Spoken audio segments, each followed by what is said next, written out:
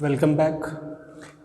आज हमारा जो टॉपिक है वो हमारे जो थिंकिंग एबिलिटी या फिर कह सकते हैं रिफ्लेक्स एक्शन नाम का जो फिनोमेना था उसके फोर्थ पार्ट के बारे में हम लोग पढ़ेंगे। जो फोर्थ पार्ट है उसका नाम है CNS, मतलब central nervous system. Central nervous system का मतलब ही है जो हमारी बॉडी के सेंटर में पाया जा रहा होगा। आप ग्राफिकल रिप्रेजेंटेशन में देखते रहेंगे। जो हमारा सेंट्रल नर्वस सिस्टम होता है वो क्या करता है, हमारी पूरी बॉडी से सिग्नल्स को जो है रिसीव करता है एंड फाइनली उन्हीं सिग्नल्स को जो है इंटीग्रेट करता है। जो स्पाइनल कॉर्ड होता है इसका और जो ब्रेन होता है, ये इसके दो मेन पार्ट्स होते हैं। पहला पार्ट तो स्पाइनल कॉर्ड या ब्रेन कह लो, कोई इशू नहीं है। मैं स्पाइनल कॉर्ड बोल रहा हूँ तो आप स्पाइनल कॉर्ड मान लीजिए। फर्स्ट पार्ट इसका स्पाइनल कॉर्ड है और दूसरा पार्ट इसका ब्रेन है। मतलब इन दो पार्ट से मिलकर के बना होता है हमारा सेंट्रल नर्वस सिस्टम, जो कि बॉडी के बीचों बीच में पाया जा रहा है। ब्रेन, स्पाइनल कॉर्ड इसके पीछे में पाया जा रहा है। तो स्पाइनल कॉर्ड जो है वो क्या है भाई? स्पाइनल कॉर्ड तो आपको पता होगा वर्टिब्री के अंदर पाया जाने वाला न्यूरॉन्स का जो ग्रुप है उसे हम लोग कहते हैं क्या? Spinal cord. क्लियर है ना? अच्छा, जो क्या करता है हमारी पूरी बॉडी से इंफॉर्मेशन को कलेक्ट करने में मदद करता है। और दूसरा जो है फिनोमेना जो ये स्पाइनल कॉर्ड करने में मदद करता है उसका नाम होता है थिंकिंग का काम करवाने में मदद करता है, क्योंकि ये न्यूरल सिग्नल्स को रिसीव करने के बाद भेजेगा अपने दूसरे पार्ट को, जिसको हम लोग ब्रेन के नाम से जानते हैं। मैं आपको बता दूं कि जो हमारा ब्रेन होता है वो एक कॉम्प्लेक्स, सिंपल कॉम्प्लेक्स नहीं, मोस्ट कॉम्प्लेक्स ऑर्गन है, जो कि बिलियंस ऑफ न्यूरॉन से मिलके बना होता है। और ये बिलियंस ऑफ न्यूरॉन क्या करते हैं? मिलियंस ऑफ गैंग्लियन से या फिर कह सकते हो रिले न्यूरॉन, सिनैप्स से कनेक्टेड होते हैं। एंड फाइनली ये क्या करते हैं? हमारी पूरी बॉडी में होने वाली कॉम्प्लेक्स मैकेनिज्म को कंट्रोल करवाने में मदद करते हैं। होप आपको समझ में आ गया होगा। अब हम लोग ब्रेन की बात करते हैं। ये जो ब्रेन है ये 3 मेजर पार्ट्स में डिवाइडेड है। फर्स्ट इसका जो पार्ट है उसका नाम होता है फोर ब्रेन। सेकेंड पार्ट जो होता है उसका नाम होता है मिड ब्रेन। और थर्ड पार्ट जो होता है उसका नाम होता है हाइंड ब्रेन। पूरे के पूरे ब्रेन की अगर मैं बात कर दूं तो इसका जो वेट होता है वो अप्रॉक्सीमेटली 1.4 से लेकर के 1.5 kg होता है एडल्ट्स में। एक से मतलब 1 किलो 400 ग्राम से लेकर के 1 किलो 500 ग्राम तक इसका वजन हो सकता है एडल्ट्स में। अब हम लोग ब्रेन के एक एक पार्ट को पढ़ते हैं। सबसे पहला पार्ट होता है उसका नाम होता है फोर ब्रेन। जो फर्स्ट पार्ट होता है उसका क्या नाम होता है? Fore brain. और इसका जो सेकंड पार्ट होता है उसका नाम होता है मिड ब्रेन। और जो इसका थर्ड पार्ट होता है उसका नाम होता है हाइंड ब्रेन। ये इसके मेन 3 पार्ट्स होते हैं। तो जो हमारा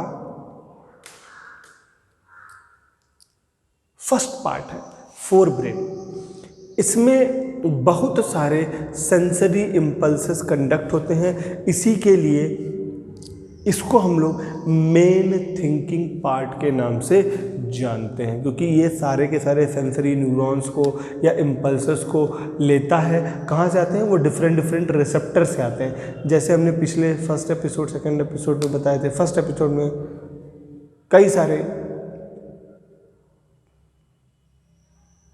रिसेप्टर्स के बारे में बताया था, याद होगा। तो उन रिसेप्टर से ये मैसेजेस को रिसीव करता है एंड फाइनली उसी के अकॉर्डिंगली ये क्या करता है? रेस्पॉन्स भी देता है।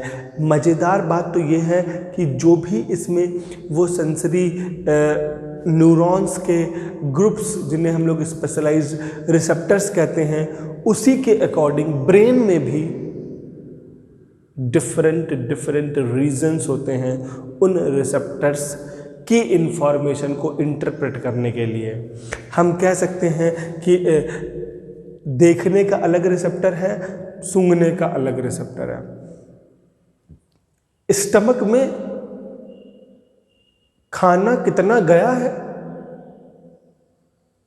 भूख प्यास का एक अलग रिसेप्टर है, उसे हम लोग रिसेप्टर ऑफ हंगर कहते हैं, जो ये सारे के सारे काम को कंट्रोल और कोऑर्डिनेट करवाने में इंपॉर्टेंट रोल प्ले करता है।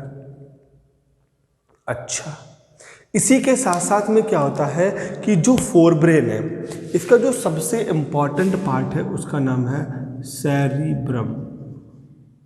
सेरिब्रम का मतलब हो गया सारा ब्रह्म।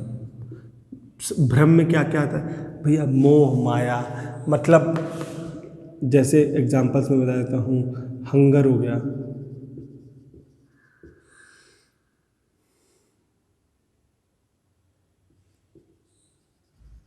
फीलिंग्स, डिजायर, लर्निंग,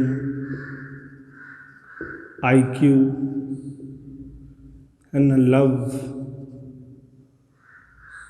ये सारा का सारा क्या है? लाइफ में भ्रम है। और क्या है? पैसा, ये पैसा कमाना, नौकरी,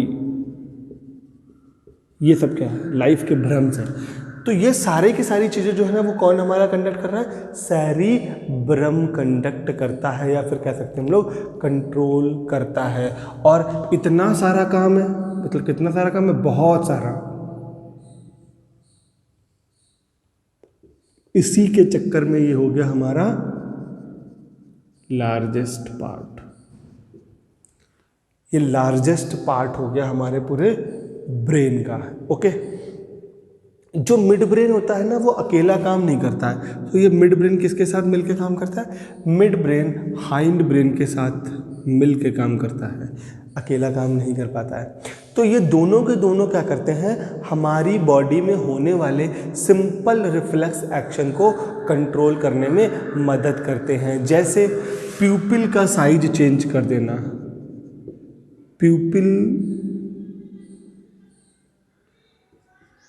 प्यूपिल को कंट्रोल करने में मदद करता है।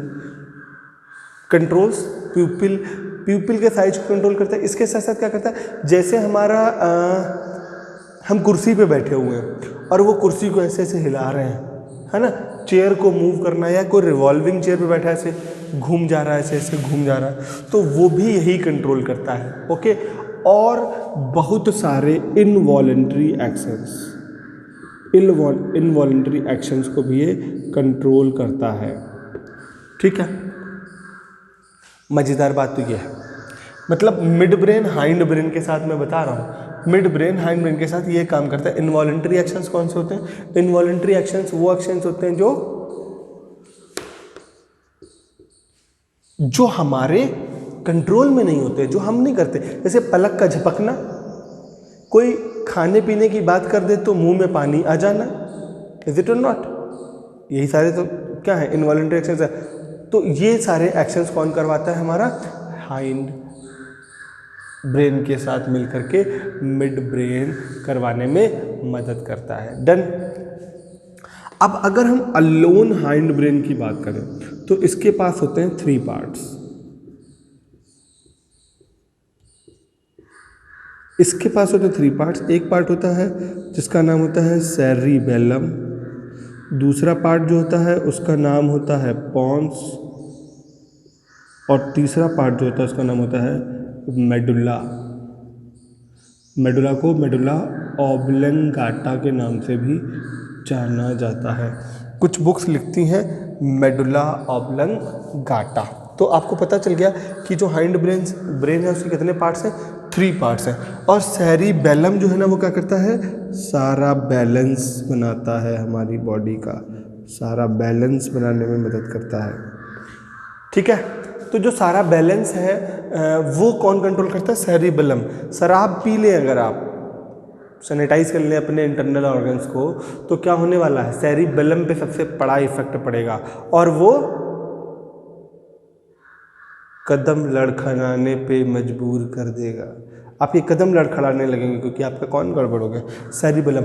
बाइक चला पाओगे, नहीं चला पाओगे। साइकिल चला पाओगे, नहीं चला पाओगे। इसका मतलब साइकिल चला पाना, बाइक चला पाना कौन कंट्रोल कर रहा है, सेरिबेलम कंट्रोल कर रहा है। अभी ये ऐसे मारकर यहाँ गिर जाए और इसको हम कैसे उठा पाएंगे, जब हमारा सेरिबेलम अच्छे से काम कर रहा होगा तभी तो उठा पाएंगे। सटीक जैसे निशानेबाजी होती है या ये सब चीज़ होती है, ये सब सेरिबेलम करवाने में मदद करता है, ठीक है। प्रिसीजन वॉलंटरी एक्शंस करवाने में कौन मदद करता है, हमारा सेरिबेलम। जो पॉन्स है बेचारा छोटा सा है, बहुत ज़्यादा काम नहीं कर पाता है ये, तो ये केवल क्या करता है, ये ब्रीदिंग रेस्पिरेशन में मदद करता है। ये रेस्पिरेशन नाम के फिनोमेना में केवल मदद करता है। ये सारे के सारे रीजन्स आपको ब्रेन के डायग्राम में दिख रहे होंगे। फिर आता है हमारा मेडुला ऑब्लंगाटा। मेडुला ऑब्लंगाटा हमारी लाइफ के काफ़ी इंपॉर्टेंट इनवॉलंटरी एक्शंस करवाता है, इनवॉलंटरी एक्शंस कराता है, काफ़ी इंपॉर्टेंट वाले। और जैसे कौन होता है, ब्लड प्रेशर। ब्लड प्रेशर हमारी बॉडी का, हम नहीं चाहते कि बढ़ जाए, हम नहीं चाहते घट जाए, तो यही करेगा ना, इज इट और नॉट। स्नीजिंग, छींक, हम नहीं चाहते कि पापा घर से बाहर जा रहे हैं और हम छींक दें, लेकिन छींक आ गई, इज इट और नॉट। तो ये सारा भी हो गया। खांसी आ जाती है हमको ना, हम नहीं चाहते हमको खांसी आ जाए, कोरोना काल में लोग कहेंगे कोरोना है, लेकिन खांसी आ जाती है, तो क्या कर लोगे। तो ये जो फिनोमेनाज हो गए, ये इनवॉलंटरी एक्शंस हो गए, और ये इनवॉलंटरी एक्शंस जो हैं वो मेडुला ऑब्लंगाटा कंट्रोल करता है। लार टपकने लगती, सलाइवेशन देखा होगा, वो भी इसी की वजह से होता है। ये बताया ना मिड ब्रेन हाइंड ब्रेन के साथ, तो यहाँ पर वाला भी काम यही है। तो आपको पता चल गया होगा कि हमारा सेंट्रल नर्वस सिस्टम क्या है, कैसे वर्क करता है, पूरी की पूरी इसकी सिस्टमैटिक मैकेनिज्म समझ में आ चुकी होगी। फाइनली हम लोग अब बात करते हैं अगले टॉपिक के बारे में। जो हमारा अगला टॉपिक है वो है पेरिफेरल नर्वस सिस्टम। इसको मैं ब्लर कर दे रहा हूँ ताकि आपको समझ में लगे कि ऐसा ये नहीं पढ़ा रहा हूँ मैं, ठीक है। अब हमारा बच्चों कौन सा टॉपिक है, पेरिफेरल नर्वस सिस्टम। जो पेरिफेरल नर्वस सिस्टम होता है, आप डायग्राम में देख लीजिए कि इस पेरिफेरल नर्वस सिस्टम होता क्या है, देख लिया ना आपने।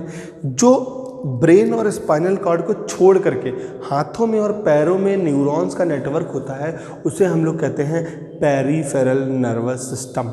जो हमारा पेरिफेरल नर्वस सिस्टम होता है वो क्रेनियल नर्व्स और बॉडी के अंदर पाई जाने वाली सारी की सारी नर्व्स को इस हमारे सेंट्रल नर्वस सिस्टम से जोड़ करके सारा का सारा जो है वो क्या कराता है, एक कोऑर्डिनेटेड वे में वर्क करवाता है।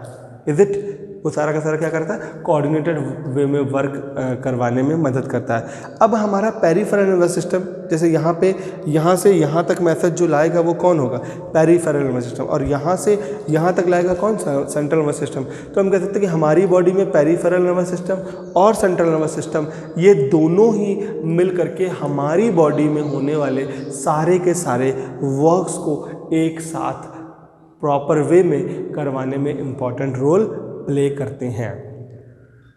एक डायग्राम मैंने दिखाया है, इस डायग्राम को देख लीजिए। ये कम्बिनेशन है पहले और लास्ट डायग्राम का, जिसमें सेंट्रल नर्वस सिस्टम और पेरिफेरल नर्वस सिस्टम दोनों को दिखाया गया है। तो आप समझ सकते हो कि सेंट्रल नर्वस सिस्टम और पेरिफेरल नर्वस सिस्टम मिलने के बाद ही हमारी बॉडी का कंप्लीट नर्वस सिस्टम बनता है। वैसे 11th में जब आप आओगे तो हम थोड़ा और डीप लेके जाएंगे कि और भी इनके पार्ट्स होते हैं। तो होप आपने आज का जो टॉपिक था हमारा सेंट्रल नर्वस सिस्टम और जो पेरिफेरल नर्वस सिस्टम है बखूबी अच्छे से समझ लिया होगा, and there will be no doubts regarding this. तो स्टूडेंट्स, वही अपनी पुरानी रिक्वेस्ट कि अगर कोई डाउट है तो प्लीज़ पूछना ना भूलिए, प्रॉपरली क्लास को अटेंड करिए, and stay home, stay safe, keep learning. Bye bye.